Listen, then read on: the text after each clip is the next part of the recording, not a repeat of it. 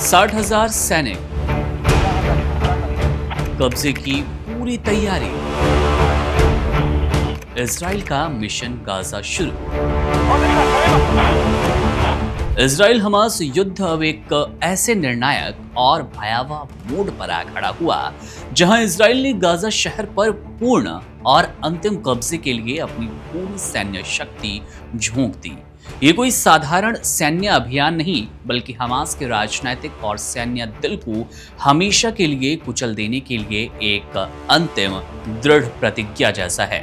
इस संकल्प को हकीकत में बदलने के लिए जमीनी स्तर पर एक विशाल सैन्य जमावड़ा किया गया है। हजारों अतिरिक्त रिजर्व सैनिकों को तत्काल मोर्चे पर बुला लिया गया और पहले से तैनात सैनिकों की सेवा अवधि बढ़ा दी गई, जिससे एक विशाल सेना गाजा शहर को घेरने के लिए तैयार हो गई। इजरायली फौजें शहर के बाहरी इलाकों में तैनात हो चुकी हैं और शुरुआती हमलों के साथ इस महाअभियान का शंखनाद कर चुकी हैं। प्रधानमंत्री बेंजामिन नेतन्याहू ने स्पष्ट कर दिया कि अब किसी लंबी लड़ाई का समय नहीं है, लक्ष्य को जल्द से जल्द हमास का सफाया करना है और यही हमारा लक्ष्य भी है। सेना की तरफ से आम नागरिकों को इलाका खाली करने की चेतावनियां दी जा रही है, लेकिन इस सैन्य बवंडर के बीच फंसे लाखों बेगुनाहों का भविष्य अनिश्चित है, क्योंकि इस युद्ध का सबसे भारी असर उन्हीं पर पड़ना तय है। एक तरफ गाजा जहां घेराबंदी कस रहा है, वहीं दूसरी ओर इजराइल ने एक ऐसा राजनीतिक दांव चल दिया जो भविष्य में एक आजाद फिलिस्तीनी राज्य के सपने को हमेशा के लिए दफन कर सकता है।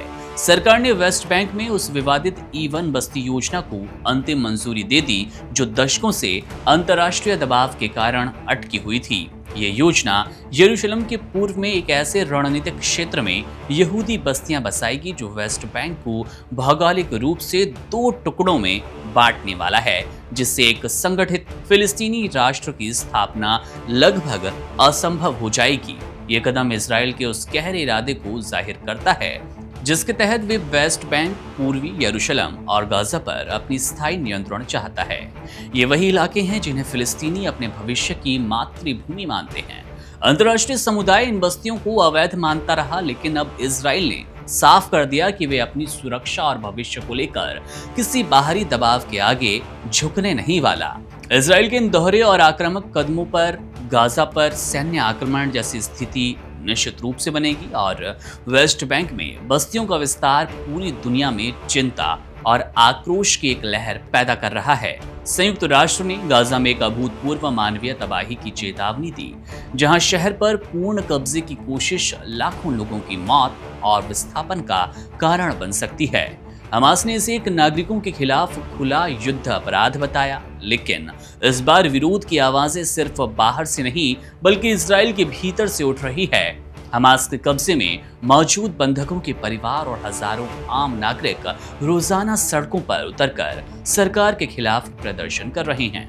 उन्हें डर है कि ये विनाशकारी सैन्य अभियान उनके प्रियजनों की वापसी के सारे रास्ते बंद कर देगा। एक तरफ सरकार कहती है कि हम मिलकर जीतेंगे के नारों के साथ देश को एकजुट करने की कोशिश कर रहे हैं, तो दूसरी तरफ युद्ध की भारी मानवीय कीमत और बंधकों का अनिश्चित भविष्य देश को भीतर से तोड़ता नजर आ रहा है। देखना दिलचस्प होगा कि नेतन्याहू जिस बात की घोषणा कर रहे हैं, नेतन्याहू जैसे कह रहे हैं कि जीत निश्चित है, अब हमारे पास लड़ाई के लिए बहुत ज्यादा समय नहीं है और 60 से 80 हजार सैनिकों की तैनाती कहीं ना कहीं दिखा रहा है कि ये युद्ध और कितना भीषण होने जा रहा है और इजराइल एक बार आखिर बार बल्कि अपना दांव चलना चाहता है। अब अपडेट पर हमारी नज़र है, जैसे कोई बड़ी खबर आती है युद्ध को लेकर, कोई बड़ा काम होता है, कोई लड़ाई जैसी खबरें जिसका आपका और हमारे लिए जानना जरूरी है, अपडेट पर हमारी नजर है, आपको बताते रहेंगे। वीडियो में आपके साथ मैं हूं मुकुंद। तमाम बड़ी खबरों, जानकारी, अंतर्राष्ट्रीय और राजनीतिक अपडेट के लिए आप बने रहिए वन इंडिया के साथ। शुक्रिया। Subscribe to One India and never miss an update. Download the One India app now.